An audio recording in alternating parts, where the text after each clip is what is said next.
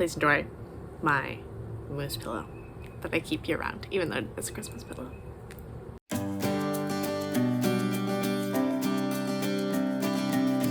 So today I'm going to be going through a brief life update that's going to then transition to my summer TBR, which will make sense in terms of how many books there are based on the life update. So my life update is that I just finished my first year of grad school, which means I'm halfway done. I wrapped everything up, like a final presentation and stuff, yesterday, and so I have a week here in Charlottesville to pack up this apartment because I'm moving to a new place over the summer, and then I'm gonna be home in Atlanta for a couple of weeks, and then I'm actually going to do an internship in North Carolina, and I'll be living on a farm with the person that runs the nonprofit. I'm super excited. I think it'll be super awesome and a great experience overall. But since I am living on a farm, not going to be talking to a ton of people, not going to be doing a ton of other things aside from being outside helping out on the farm and working. So I think I'm going to be able to read quite a bit this summer, which is indicative by how many books I'm planning on bringing with me. The number may be close to 40. We don't need to talk about the number specifically. So yeah, let's just get into the books I'm hoping to read this summer. If you're interested in doing a buddy read or anything with me, do let me know. So first, to start off with a few books that I don't have physical copies of. I do have a couple arcs that are coming out this summer. The first is Sirens and Muses by Antonia Angress. This is a debut novel, I think, about art school that is coming out on the 12th of July. I also have a book called Daffodil Hill, Uprooting My Life, Buying a Farm and Learning to Bloom by Jake Kaiser. This one comes out in June, I think. I didn't request this book. It was offered to me as a widget, which happens sometimes on NetGalley, particularly if you've reviewed a lot of books. And I'm not really sure I'm gonna like it. I'm gonna give it a chapter or two and just see how I feel about it. It could be my style, but I'm kind of doubting it will be. And then I also have Temerian to Metal by Martha Waters, which actually has already come out, but it came out back in April and I was just not really feeling reading a romance novel at that time. And then a couple other books. This Time Tomorrow by Emma Straub comes out next week, I think. And honestly, Emma Straub's an auto-buy author for me. I love all of her books, and this one has to do with time travel, so super excited about it. We'll probably read it immediately upon its publication. Then there's two books that I may be buddy reading with people. The first of those is Black Sun by Rebecca Roanhorse. Sabrina of Bookish Sabrina. Sabrina, if you're watching this, do you still want to buddy read this book? Let me know. And I were maybe gonna read this summer. And then the other one was Moonwitch Spider King, which Pages for Carolyn, i.e. Carolyn, and I were going to read this one this summer. If you two are still interested, do let me know. I'd love to read either or both of those books. So those are all the books I don't have physically. Another kind of book clubby book that I am hoping to read is Intimacies by Katie Kitamura. I do a book club with two of my best friends from undergrad, and I think we're actually probably going to meet before I go to North Carolina, so I need to read this in the next week and a half or so. And this is a literary fiction novel about a translator at The Hague. Then where to go next? There's so many options. So I do have, there's piles really all over. So I have two project-y books. I guess I'll talk through those next. The first of which is A Sand County Almanac by Aldo Leopold. This one has an introduction by Barbara Kingsolver, which is why I purchased this edition, because I actually already have an edition of this book. And I feel what better place to read A Sand County Almanac than a farm? So seems idyllic, and I will probably read it. The other one that I definitely don't think I will finish over the course of the summer, but I may want to start, is Mary Oliver's Devotions. This is her selected poems, and I think it's selections from pretty much all of her collections. Again, feels very farm-esque to read this one, so that is another kind of project-y book.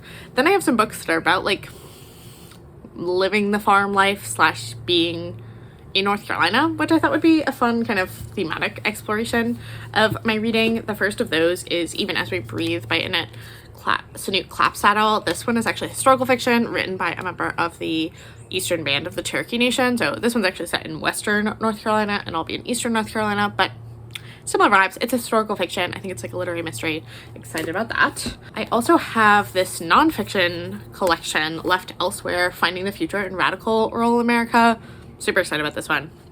And it's edited by Elizabeth Catt, who wrote What You're Getting Wrong About Appalachia. So I definitely think some interesting topics and probably relevant topics to the work I'll be doing are going to be found in this very short and very weirdly shaped, sized book. So we'll definitely be reading this at some point and probably passing it along to the other intern and other people if they're interested in it. Then I have a couple of fiction books set in rural places. The first of those is Southernmost by Silas House. This one is set in Tennessee and is about a pastor who I believe takes in two gay men and the repercussions that has in that community.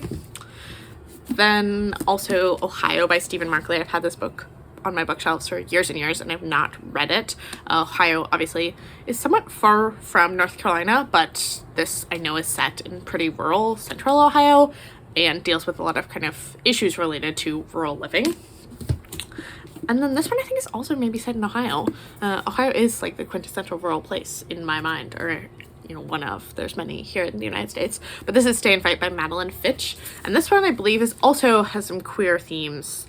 Helen arrives to Appalachian, Ohio full of love and her boyfriend's ideas of living off the land. Yeah, it sounds like they kind of live some collective lives, so it's an exploration of that as well.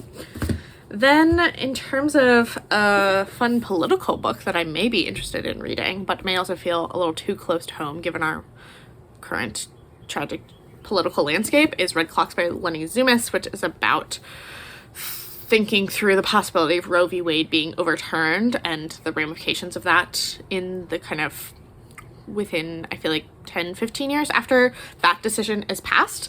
So again, may feel too rooted in reality because it will be reality shortly, but may also be valuable for that reason. So potentially reading this.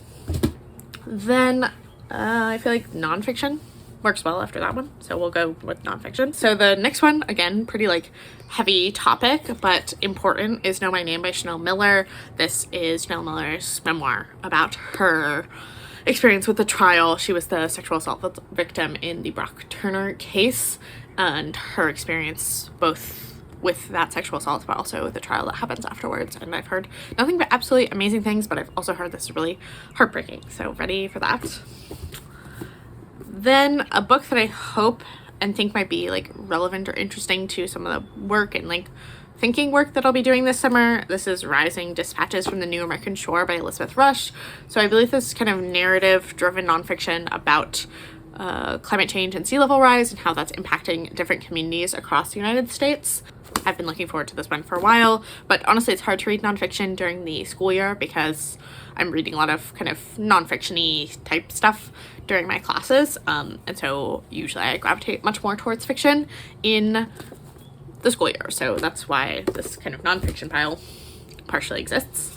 Then a very recent acquisition that I'm super excited about is Bodywork, The Radical Power of Personal Narrative by Melissa Febos. This again is super short, and apparently it's kind of a mix of like discussion of the craft of writing and a memoir, which I'm not necessarily interested in the craft of writing myself, except kind of as an outsider who likes to read. But I've heard really interesting things about this. I think the feminist bookstore, Terrace in Atlanta, like sold me on it in some newsletter I received.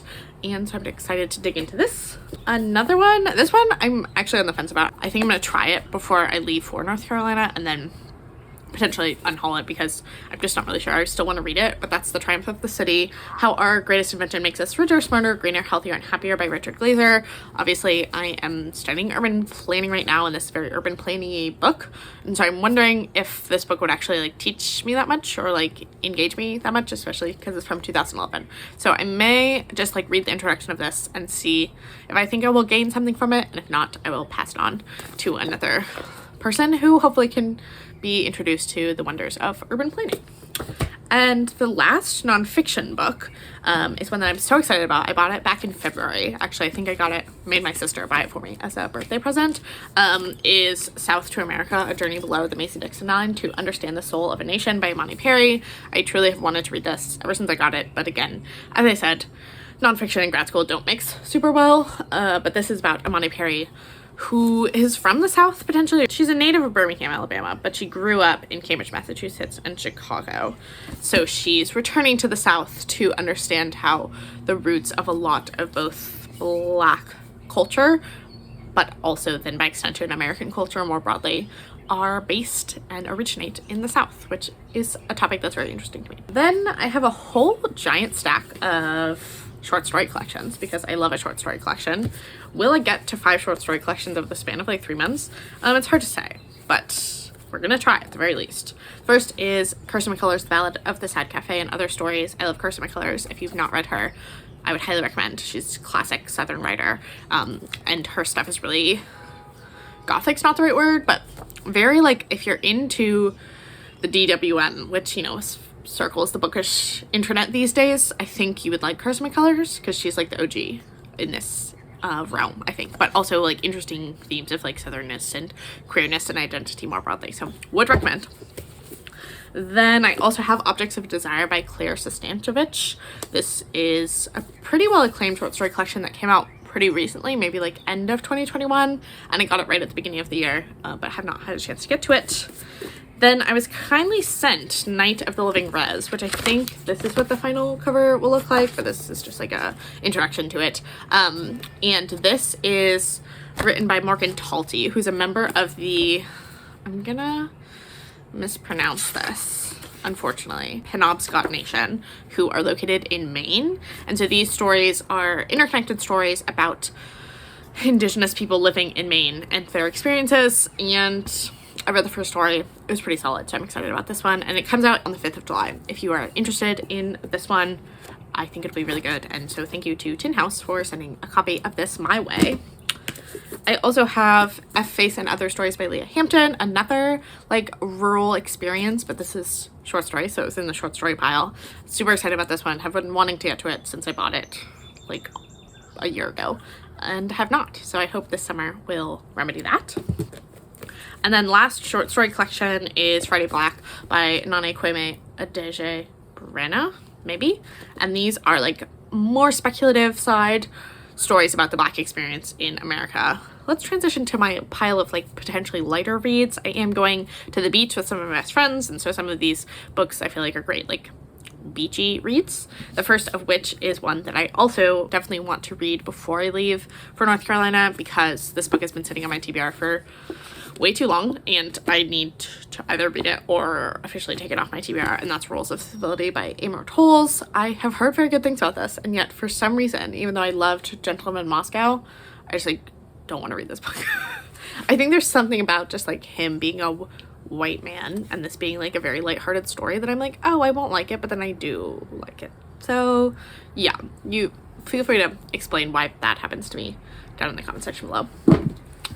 I also, the single romance novel I'm bringing this summer. Romance and I have been on kind of a rocky footing throughout 2022, and also like I want to dig into kind of headier books, as you've seen from the selection I've shown you thus far. And so I don't plan on reading a ton of romance this summer, but I'm really excited about this one. That's Spoiler Alert by Olivia Dade. This one was making all the rounds whenever it came out, which I think was the end of 2020, and is about a person who's on a TV show and person who writes fan fiction about the TV show, and maybe they're fake dating or something, or they don't know who the other one really is. Something fun. Then another one, this one I actually bought because of a video that was like a try a chapter video, so I'll put a link to that up in the cards above. But that's The House at the Edge of the Night by Catherine Banner. This is like a multi-generational saga about a family set in Italy, and this just feels very much like you sit at the beach and like read this book and get sunburned, so that's my plan with this one. Another one that has kind of big beach like vacation vibes is Red Island House by Andrea Lee. This one takes place in Madagascar and is about a Black woman who's married to an Italian man who decides that he wants to live on Madagascar, and she's kind of reconciling what her role now in this big estate house in Madagascar as a Black woman from America, who obviously traces her ancestry to sub-Saharan Africa, like what that all means for her. And then last but not least is The People We Keep by Alison Larkin, which I keep trying to get the audiobook of from my library, and like everyone and their mom wants to read this book, I guess, but I don't honestly really know what it's about. I think it's a coming of age story set in the 90s, but I've never also seen anyone on BookTube talk about it. So if you've read this one, tell me more about it and tell me if it's actually good or not. Then, because we're still not done, we have a pile of just like random hodgepodgey books that I will get through, and then we'll be done with this video finally. So the first one of those is 10,000 Saints by Eleanor Henderson. This one is about two teens, one of whom dies of an overdose in the 1980s, and I believe just about the kind of grief that the other one experiences related to that. This again has been one that I've been meaning to read for like years and years, and so I just need to actually read it this summer, if that is what I keep telling myself. Another one that I potentially will get to if I'm like feeling in the mood for it is the next of the Robin Hobb series that I am working on. This is the first of the Rainwild Chronicles, Dragon Keeper. I don't know anything about what this series is about. I'm too far deep into the realm of the Elderlings as a whole to really care what these series are about. But I think this one, well, I know it's set in the Rainwilds, which is a very interesting setting to me, and I'm hoping some characters who were in the Live Ship Traders are in this one, which I think I've heard rumors that they are.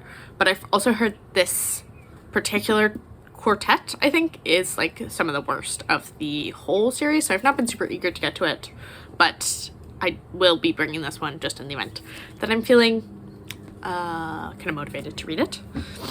Another random one, this one's a bit more of a project and also gonna be glary, which is Song of Solomon by Toni Morrison. I've only ever read Beloved by Toni Morrison, and I do want to change that, and Song of Solomon was the one that I decided was the next best one to read, so I have acquired it. But again, like nonfiction, I feel like Toni Morrison requires more of my attention than I've been able to give during grad school, so I'm hoping this summer I can kind of give her the attention that she deserves and requires, and enjoy this book quite a lot because it's obviously a modern classic and a masterpiece. So yeah, excited about that.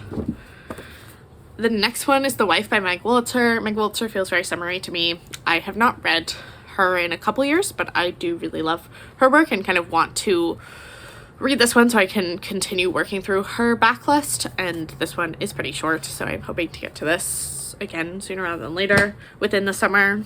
Another one that feels a bit more of a project-y book, and therefore was not one that I was super motivated to get to over the course of this school year, is Long Division by Kesey Lehman. This one is interesting because it's split halfway, where this first half is written this way, but then the second half, I don't know if you can tell, but they're upside down because it's kind of two stories in one, and so you read through, I think, the first story, but then you read through the second story, and the second one is somehow connected or is a story that's within the first story. Something about that is happening, and it also takes place in New Orleans and follows a young boy, I believe, who is, wow, he becomes an overnight celebrity apparently, but he's given a book called Long Division that has no author and has some weird kind of similarities to his life. Then another one I think that I had my sister buy me for my birthday is Want by Lynn Steger-Strong. This is a book about two friends who reunite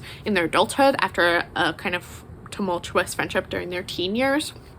And I read the first couple pages of this and like instantly fell in love with it. One that's been getting mixed reviews that I got as a book of the month book, so I will read it or at least try it out for myself, is Vladimir by Julia May Jonas. This is about an older couple who the husband, they're both professors at a higher institution of higher learning, and the husband has been accused by many students, both present and alumni, who have accused him of sexual harassment and potentially assault, and the wife is aware of this, and I believe she is kind of navigating now this knowledge being made public, while also, I think, becoming involved with a much younger professor who has a family of his own. So it sounds kind of messed up, but in a way that could be fun.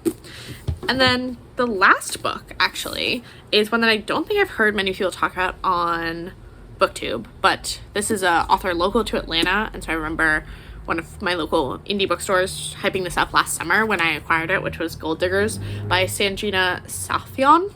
And this is a coming-of-age story about two Indian American teens who are later adults in the book, who, and I believe there's some like magical realism elements to this, and I think it's also set in or around Atlanta, as the author is from there, and I'd assume that is where she's chosen to set the book. So I am excited about that one as well, and those are all the very, very many books that I'm planning on bringing with me over my big summer adventure. I am hoping to vlog a fair amount during the summer, so I will, I'm sure, show a lot of these books throughout the summer. If there's any books that you're particularly excited for me to read, do let me know down in the comment section below, and I'll hopefully prioritize them. Additionally, if there's books that you want to buddy read from this collection, also let me know. happy to do so with that as well. The other thing is that I'm actually gonna have a part 2 of this, because in creating this TBR of sorts, I realized that there's a whole kind of collection of books that are sitting on my bookshelf back there that were not prioritized for this summer. And so now I'm like questioning, do I actually want to read them? So that kind of part 2, that's gonna be a trash my TBR of sorts, will be coming soon. So do keep an eye on that, and please like genuinely tell me if those books in that video are good, because I don't need to be keeping books, in all honesty, that I will probably not read. That's everything. If you are new to my channel, I'd have you stick around and subscribe. I hope you're having a great rest of your day whenever you watch this, and I will talk to you next time.